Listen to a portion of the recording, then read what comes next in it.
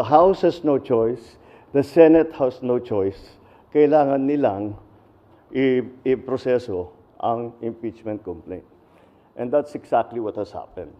President Bongbong Marcos nagsalita na tungkol sa impeachment ni VP Sara. Hindi din nakaligtas si President Bongbong Marcos nang tanungin ng media kung anong opinyon niya tungkol sa pagpirma ng anak nitong si Sandro Marcos na nanguna sa pagpirma sa impeachment ni VP Sara sa Kamara.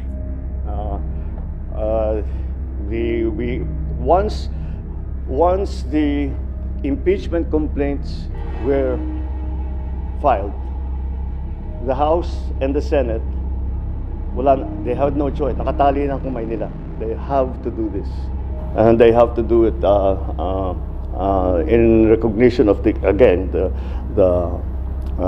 complaints that have been filed. So, yun ang nangyari ngayon. And that's why we have come to this point where the House has transmitted already the impeachment complaint to the Senate. We have heard some of the statements made by the Senate President as to how he is planning to handle it. So we will have to see because it is many, as you've heard before, and that we heard many times during the Corona trial, these impeachment trials are sui generis. And therefore, we have to be very clear how the rules are and how it will be conducted. Yun ang naalala ko because I was also in the House and I was in the Senate during the Corona trial. Kaya I have some understanding do sa mga procedure. Kapansin-pansin na unang pumirma sa endorsement ng anak ninyo. Did he seek your advice on this and what did you tell him? Of course, he did. And I said, it was very simple, but I told him. And he said, you know, mukhang magpipirmahan na. What's your opinion? What I should do? And I told him. I said the process is begun. It has parang batas yan eh. When you're in the legislature, when you file a bill, okay, House Bill number 1, 2, 3, etc., etc. Pag file mo niyan, that bill takes a life of its own. Kahit anong gawin ng congressman na nag-file o senador na nag-file, kahit ayaw niya yung mga changes na magagawin doon sa kanyang bill, wala na siyang magagawa because the bill is going through the process as it should. And part of that process will be amendments, etc., additions, all that. The impeachment complaint is exactly the same. Once it has been filed, there is a procedure that needs to be followed already. So sabi ko, andyan na tayo, sabi ko kay Kong Sandro, sabi ko sa kanya, the process has already begun. So, it's your duty now to support that process. So do your duty. That's what I told him. Do your duty. You have to support the process. You are constitutionally mandated to carry out that process. And you are a congressman, so do your duty. That's what I told him. I didn't know you'd be the first to sign, though. Mag-iisang buwan na nang nagsagawa ang kapatiran natin sa Iglesia ni Cristo ng isang malawakang pagtitipon na tinawag na Rally for Peace na dinaos sa Quirino Grandstand at sa iba't ibang panig dito sa Pilipinas na may panawagan ng pagkakaisa at pagtutol sa impeachment para kay VP Sara dahil naniniwala ang Iglesia ni Cristo na wala itong magandang maidudulot para sa ating bansa. You were very vocal before na ayaw nyo po ng impeachment because it's not the right time. But now na it's there already, paano nyo po ito nakikita na makakaapekto, especially dun sa mga ongoing priorities? Well, it depends on how the Senate chooses to handle it. Hindi pa maliwanag kung ano yung plano ni Senate President at saka yung ating mga senador. Kung paano nila gagawin, if they will immediately convene, if they will still study the rules, if they are going to wait until the next session. So we'll have to wait until they decide on how it's going to be.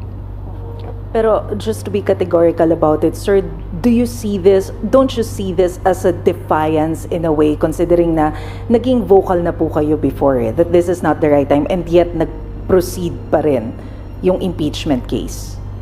No. I'm sure that the parties that filed the impeachment cases felt strongly about it, and despite my importunings and expressing my opinion that we really would rather not have the impeachment, they continue to do that. So it's not defiance. May ganyan ang kanilang paniniwala. Sa kanilang paniniwala, kailangan gawin ito. Kahit na sinabi ko na sana wag na, hindi pwede, hindi namin pwedeng palampasin ito. Ganun ang thinking nila. So tinuloy nila. And I don't view that as a defiance. I view that as they're expressing what they feel to be right. Good afternoon, Mr. President. No? Yes, Let me just go back to one of our interviews during one of your previous US visits sa Honolulu, Hawaii, when asked about the looming impeachment supposedly that time, no, against Vice President Sara Duterte, no. When asked, no, you told reporters, you told us, binabantayan namin ng mabuti. This was in Honolulu, Mr. President. Binabantayan namin ng mabuti because we don't want her to be impeached.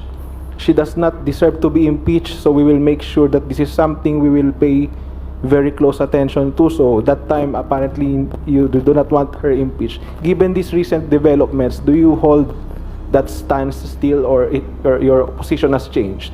It doesn't matter what I think. It will have to go to the procedure. It will go to trial, and we will have senator judges, and they will hear the case.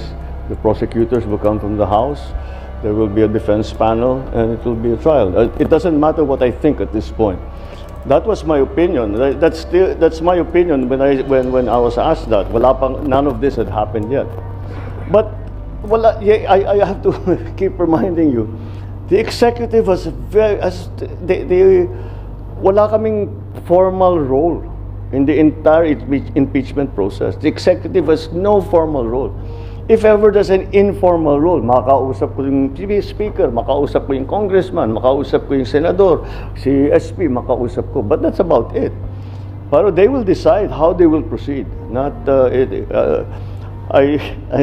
I don't think you can expect the congressman or the senator or the SP or the speaker to come to me. What do you want us to do? They know what they have their own way of doing things, and that's what they will implement. So siguro the most that a president can do, or any part of the department of the executive can do, is moral suasion. Wag na lang sana. Wala, that didn't work. Natuloy pa rin. So we follow the process.